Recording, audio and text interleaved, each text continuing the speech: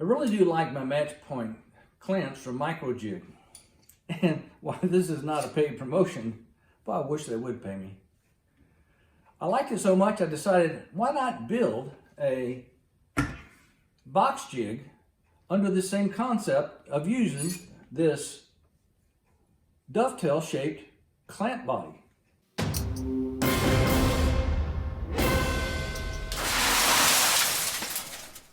So the key to this video is right here in the dovetail bit that you get in the kit, and I'll link it down below for you in the show notes. The key was to being able to cut this piece right here the same shape as the dovetail for here, so each of my keys would be able to slide over the top of that. So today, let me show you how we're going to build it. Let's quickly look at the end result of what a box looks like once you use the box joint jig.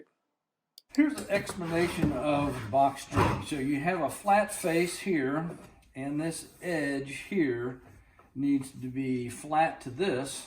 So when you clamp it on your bench, if you have a long piece, it can extend over the edge. It's the same thing on that side. So it has a cutout piece here on one side to allow you to route out the corners on here, and this would be a top solid piece. And so this is nothing more than a box. This is storage of my backer pieces in here, a little of my clamping jig. So the inside of this piece is just a little box. These pieces have to be square here and square here. I initially put this tape on it to allow it to have a little bit of adhesion in here when you put a piece up here to keep it from sliding about so much. But it works just the same. The key to this jig is this tapered dovetail shaped piece right here. Let me show you what it looks like. So these are some of the parts that you get when you order the Microjig package for these clamping. And so I'm trying to replicate the shape of this as far as my holding piece. So this piece is nothing more than this screwed in with these bolts and slots inside here, so you can get these keys to be firmly attached to the base. And so I have this attached with screws in here to hold that, and the equal distance from the side to side here, those being right down the middle. So what I'm doing is taking these keys and put them in here, clamp them down, screw them down. That holds them nice and firm. The advantage to being able to have this type of jig is that I can put various size keys in here if I want a different look, and I can certainly come in and add a 1/2 inch key in here among the 3/4 inch, because you cut the matching pieces on alternate sides. No matter where you put this in the order, that rotation will be matched on the other side. Let one of the new woodworkers try this unsupervised. Didn't quite know how to use the router depth control. So we got a few of these fingers scorched and all beat up. So today we're gonna make some new fingers for our box jig. So the first thing I'm gonna do is remove my fingers. So I have these fingers attached via this dovetail piece.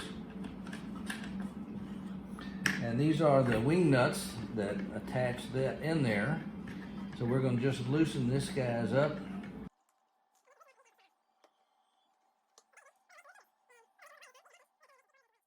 So this is the piece of lumber that I chose to be able to make my box joint fingers or keys from. Board's a little rough, so we're going to put it through the planer, get this smooth enough where we can cut it to strips.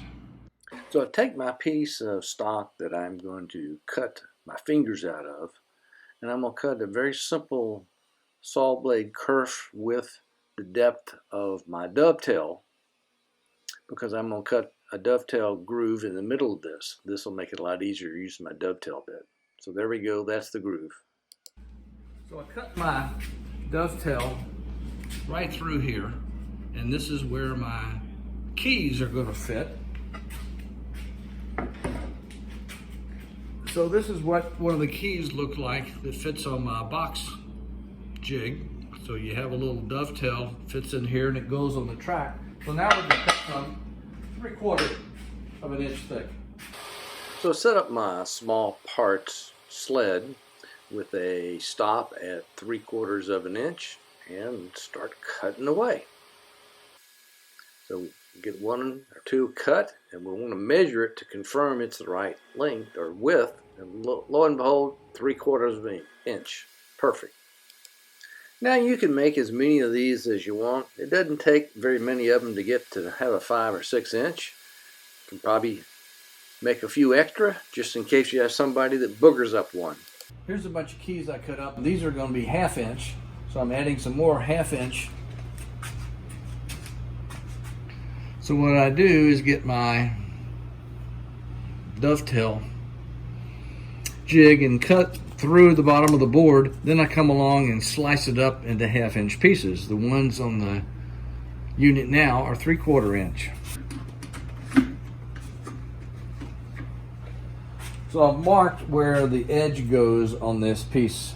So I really only have to do every other one, because if you were to flip it the other way, it would still be in the correct spot, because this is in the dead center. So while I marked them on both sides, I'm only going to cut them on one. So we now need to cut all of our keys to size. So I slide each of these keys on. I have the little dovetail piece with the threaded screws to the bottom. And once I put the keys in there, I'll tighten it down from underneath. So here's a piece that's the end that I've labeled A. This is the look that I want this to have. This has the T-head. Again, so we need to have this here solid and that here solid, because that's going to be the end. So now let me show you how it fits on here. So these are where the joints are going to be. So if we do put this in here like this and push it up here, this will cut out the second, leaving this long. Now this side over here, we actually have to flip and cut it from the back side to allow this T to look in this shape. So we want both ends to look like this, and the sides will be the reverse. So we'll cut all 4 edges of the ends first on this one side, and then we'll flip it around and cut the sides on the other side. So I'm clamping my jig down to the workbench, and I clamp my piece I'm going to cut with a backer board into the frame of the jig. It's got to be nice and tight. On a lot of jigs, you have to mark the depth of cut that you want for your box cuts. What I've set this up as is the depth of cut is the board that you're going to be cutting into, plus this width that comes down there. So in fact, if we set this up to here and set our router bit to there, and that just touches this wood, we will have cut enough depth for this teeth to fit into this section there. Just so happens our boards are both the same size, but you can adjust it if you have different thicknesses of sides versus top. So now let's cut this. Watch closely as I cut this one side of this piece, and then I'll flip it over and put it back in, and I'll cut the other end. Doesn't take very long. It's pretty quick, and away we go. All right, so we have this one end cut. We want this T at the top to be the same down here. So we're going to take this piece here. So that's how we want it to go. So this piece will face up, and we'll flip it over to do the other side. Clamping your board on, the most important part is to get it flush up against this end here and flush up against the bottom of the keys. If you don't have it flush here, it'll kilter this way and your joints won't fit. Now I'm going to begin this cut at actual speed. I want to emphasize the importance of going slow and to push the router bit to engage with the wood rather than ramming up against it, because when you do that, it's very likely to jerk that piece of wood out of alignment, and that'll not be good. Your joints will not fit. Okay, now I have both ends that are cut. Now it's onto the sides. And so to get the opposite of this, we cut it on the opposite side of the jig. To start with, we turn the jig around 180 degrees and we clamp it down. We get our backer piece and we put our work piece we're going to cut up against the edge, nice and tight. This is how these two pieces are going to go. So we're going to cut away this top corner here. So this top corner to be cut away actually has to be flipped like this. So with that in mind,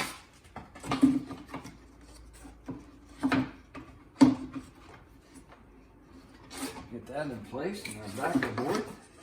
It's kind of a multi-challenge task there. This is the one design feature on this jig that I'll look to improve upon. If you have a suggestion on how to do that, it takes a little bit of finagling to be able to hold your piece in and clamp it at one time to get it nice and tight. Slide it back up.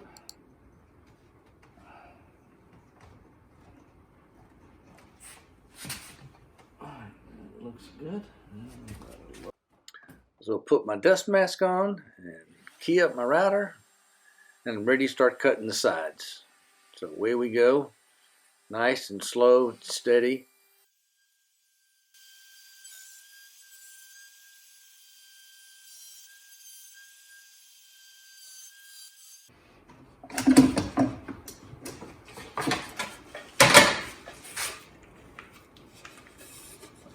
Alright, it's a good cut. Now remember, to do the other end, we just flip it like that. So let's take it back to our model and confirm that. So now we have our one completed corner fit together, and now we want to cut this other end. So remember, we need to cut out this section here. So I'll put my piece back into my jig with the backer piece and I clamp it down. And I get my router and I cut my joints and away we go. Okay, here we go. Our last board. We're going to see how it fits to our cuts. Easy peasy. There you go. Okay, now watch how the craftsman shows off his work. Oh, damn it, it fell apart. So here's what this looks like. You can see we have a nice tight fit all around.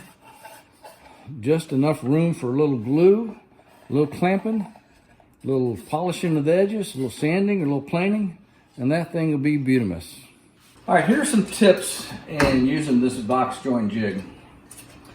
Have backer boards, that way you don't eat into your sides. The backer boards bring your piece out just enough. I have a 1/2 inch bit and I find 1/4 inch plywood has been adequate enough. When you put your router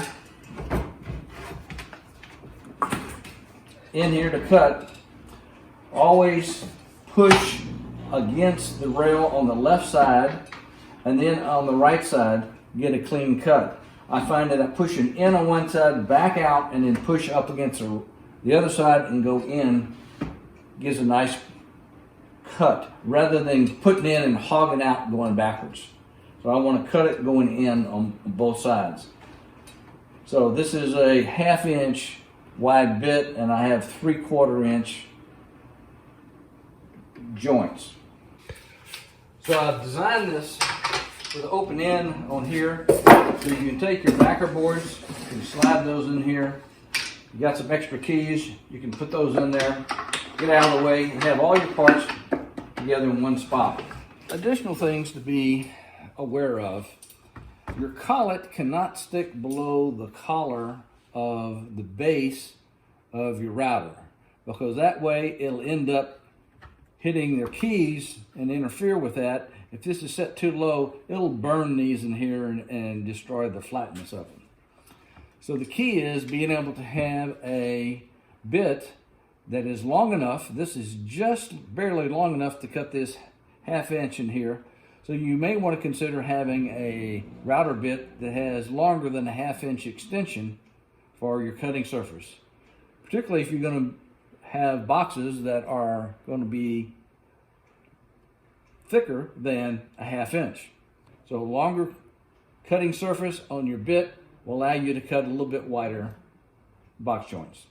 Alright, so I'm not going to complete the box in this video because this was more about building the box joint jig. But if you like this video, give us a thumbs up. If you want to see more of our woodworking videos, consider subscribing down below. And as usual, come back and see me real soon. If you want to build a box joint jig and you build this, have questions, leave me a comment down below. That way I can answer for everybody.